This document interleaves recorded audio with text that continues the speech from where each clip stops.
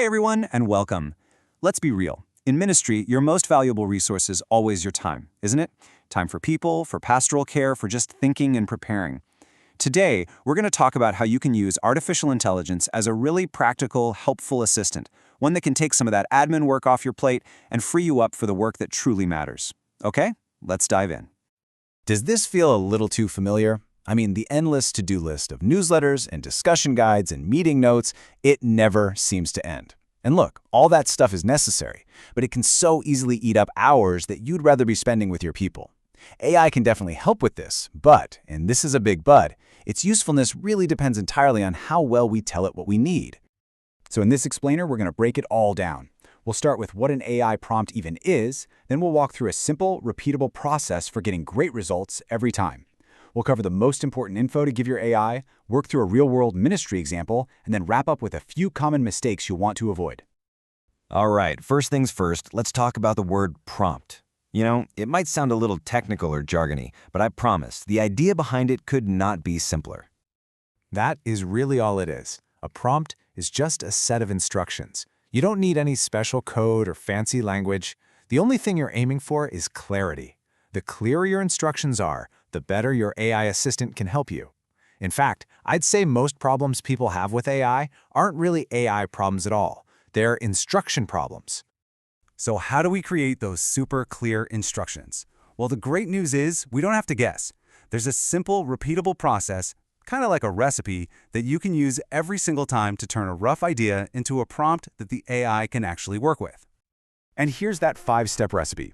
First, you just look at your initial idea and try to spot what's missing. Second, you ask yourself, or maybe a teammate, a few focused questions to fill in those gaps. Third, you sketch out a really quick outline, just to make sure the structure feels right. Fourth, you expand that outline into a full, detailed prompt. And finally, you just give it one last quick review to polish it up. It's a really simple flow that helps make sure nothing gets lost in translation. Now, this gets to the absolute heart of the matter. The quality of what you get out of an AI is directly tied to the quality of what you put in. You've probably heard the saying, garbage in, garbage out, right? It is 100% true here. To get a useful, relevant result for your ministry, you have to give it useful, relevant information to start with. So what information really matters the most? Well, start with your goal. What do you actually want people to do? Then, define the audience. Are you talking to new visitors or longtime members? That changes everything. Specify the format. An email is way different from a social media post. Describe the tone. Should it feel warm and pastoral or more energetic and exciting? Give it some constraints, like a word count or telling it to avoid churchy jargon. And finally, provide specific context about your ministry. That's what makes the request perfectly clear. All right, theory is great, but let's see how this actually works in the real world. We're going to take a common ministry task and use our process to build a really powerful prompt from a very simple starting point. I mean, come on, we've all written a note exactly like this, right? It's just a quick thought starter. It makes perfect sense to us in the moment, but for an assistant, whether that's a person or an AI, it's just too vague.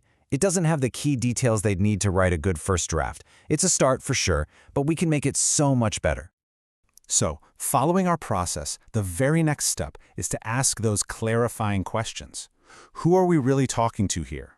What is the one thing we want them to do? And how should this message feel? Just answering these 3 simple questions is the absolute key to turning our vague little note into a crystal clear set of instructions. And boom, this shows the transformation perfectly. On the left, you've got that initial messy idea. But over on the right, after we answered our own questions, we have a clear, structured plan. We've defined the role for the AI, the audience, the format, the tone, and the specific goal. This structured plan is what's going to give you a fantastic first draft and save you a massive amount of time. So, what's the big deal here? We've basically replaced all the guesswork with clarity. By defining the role, the audience, the action, the constraints, and the tone, we've given the AI the essential guardrails it needs to create something that isn't just generic, but is actually helpful for our specific ministry. Okay, now that we've seen what a successful process looks like, let's just quickly cover a few common mistakes. If you know what these little traps are ahead of time, it's so much easier to get consistently better results. So if your prompt feels too vague, just add the audience and the format. If it's too long and unfocused, just add a word count. If it's missing context, explain who it's for and how it's going to be used. But the most critical rule, the most important one on this list, is the last one. Always protect the privacy of your people. Never paste confidential or personal information about your members into an AI tool. That is a total non-negotiable for ministry integrity. I think this is the perfect mindset to have. AI is an incredibly powerful tool. It can help you organize your thoughts, brainstorm new ideas, and automate some really tedious tasks. But it can never, ever replace your pastoral heart, your discernment, or your unique calling. Use it as an assistant to amplify your God-given ministry, not to outsource it. So, what's the simple takeaway from all of this? You don't have to be an expert. You really don't. Just start with your rough draft. Take a quick moment to answer 3 clarifying questions about your audience, your goal, and your tone. And then, just let this simple process do the heavy lifting. I promise you'll save time, you'll reduce that administrative load, and you'll create more space for the ministry that only you can do.